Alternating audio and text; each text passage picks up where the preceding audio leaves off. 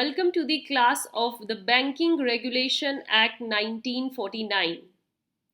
This act is very important and you cannot skip any session of this, right?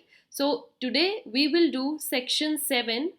Section 7 is about restrictions on the use of word banker, bank and banking. Right आज हम देखेंगे कि क्या restriction impose की गई हैं उन companies में जो ये नेम यूज कर सकती हैं and what are those companies who can not use the name of these like name such names banker, bank and banking. This is not just a word because this word carries in itself a great meaning, a great definition. जब आप अपनी company के पीछे banker, bank या banking name add करेंगे तो there is a responsibility on that company to just follow the business of banking only. अगर आप वो बिजनेस कैरी ही नहीं कर रहे हैं तो why to carry that name? There is strict prohibition and penalty regarding the use of this name. So we will see what is the importance of section 7 here in this session. What this section 7 says, students, listen it carefully. This act makes it mandatory. क्या mandatory करते हैं, क्या compulsory करते हैं?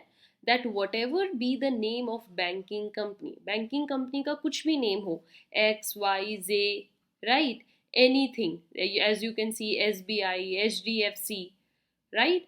Axis bank है हमारे, foreign national banks हैं, regional rural banks हैं, कितने तरीके के हैं नाम.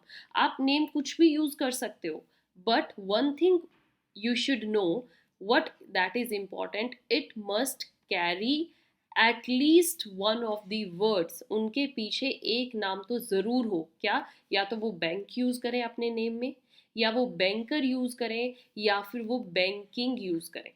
ठीक है ना? जैसे कुछ भी नेम है, HDFC bank, SBI bank, this, या फिर banking dash company, this company dash dash dash banking private limited. तो आपको ये नेम यूज करने पड़ेंगे अगर आप आपका स्टेटस एक क्या है, बैंकिंग कंपनी का है. तो the students who don't know the exact meaning of banking company, they can go to my last session in which we done this definition. Section 5 में डेफिनेशंस में मैंने आपको बताया था what exactly is banking company. Okay तो अब आपको यहाँ पर ये चीज़ याद रखनी है कि सेक्शन 7 ये मैंडेटरी करता है कि ऐसी कंपनी को कोई ना कोई नेम ऐसा कैरी करके चलना पड़ेगा, बैंक का, बैंकर का या बैंकिंग का. Okay what further it says that no company other than banking company. अगर कोई कंपनी जो कि बैंकिंग कंपनी नहीं है, सपोज एनी कोई भी कंपनी आप लगा लीजिए, what ever the name it is, okay, so that shall use, no company shall use part of its dash, part of its name, any of the words. What? अपने name के किसी भी part में कहीं पर भी वो बैंक, बैंकर या बैंकिंग को यूज नहीं कर सकते. ऑल राइट स्टूडेंट्स, तो दैट इज वेरी कंपल्सरी कि जो कर सकती हैं वो कंपनीज कौन सी होंगी, जो बैंकिंग बिजनेस कैरी कर रही हैं. और वो कंपनीज जो बैंकिंग बिजनेस को कैरी नहीं कर रही तो वो ये नेम भी यूज नहीं करेंगी. It's a strict prohibition given under section 7. What further this section says that no company shall carry on the business of banking. कोई भी कंपनी बिजनेस ऑफ बैंकिंग को कैरी नहीं करेगी, मीन्स ऐसा कोई भी बिजनेस कैरी नहीं करेगी जिसका क्या, इन डैश अनलेस, इंडिया में, in India, unless it uses as part of its name at least one of such words. अगर वो ऐसा कोई भी नेम यूज नहीं कर रही हैं, automatically that means the same thing, तो वो बिजनेस ऑफ बैंकिंग को कैरी नहीं कर सकती. सिंपल लैंग्वेज में अगर है तो बच्चे क्या, इफ एनी कंपनी जिसका जो कि बिजनेस ऑफ बैंकिंग कैरी कर रही है तो ये नेम यूज करे.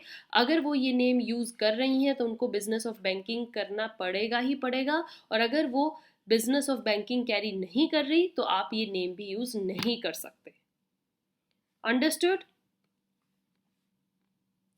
Further what this section says that no cooperative society, कोई भी कोऑपरेटिव सोसाइटी, अभी हम बात कर रहे थे किस चीज की, कंपनी की, अब है कोई भी cooperative society other than cooperative bank.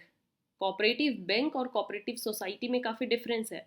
तो कोई भी कोऑपरेटिव सोसाइटी जो कि कोऑपरेटिव बैंक नहीं है shall use the part of its name any of such words, वो भी इस इन वर्ड्स का यूज नहीं कर सकते। किस किस का? बैंक का, बैंकर का और बैंकिंग का।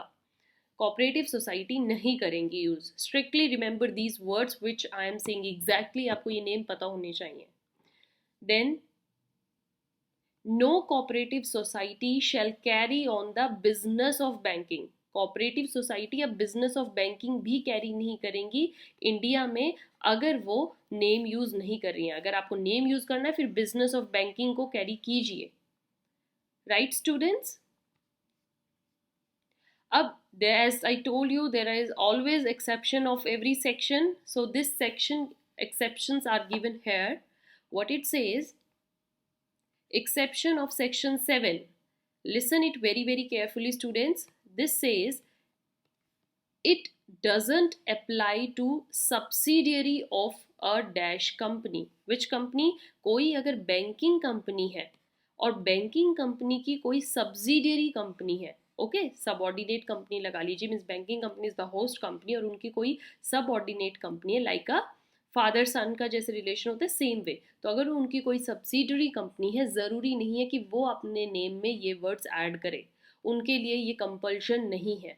They can not use the words of this, they can not, it depends on them, it's not compulsion on them.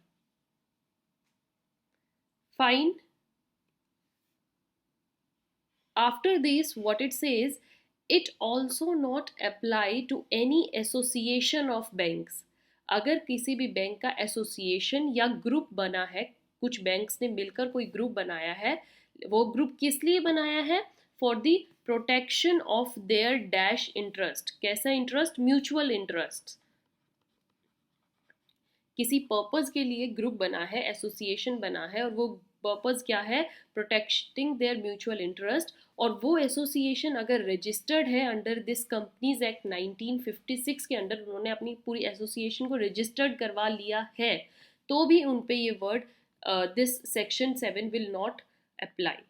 Okay, section 7 की यहाँ पर कंपल्शन नहीं होगी। अगर कुछ बैंक्स हैं जिन्होंने मिलकर एक एसोसिएशन बना ली है, तो उस एसोसिएशन के नेम के पीछे बैंक, बैंकर या बैंकिंग वर्ड को ऐड करना is also not compulsory.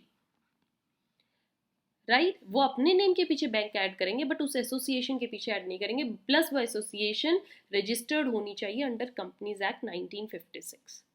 All right, students, so I hope this section 7 is now very much clear to you. Till now we have done this section. In next session we will do section 8. Till then, keep watching, stay tuned. Thank you.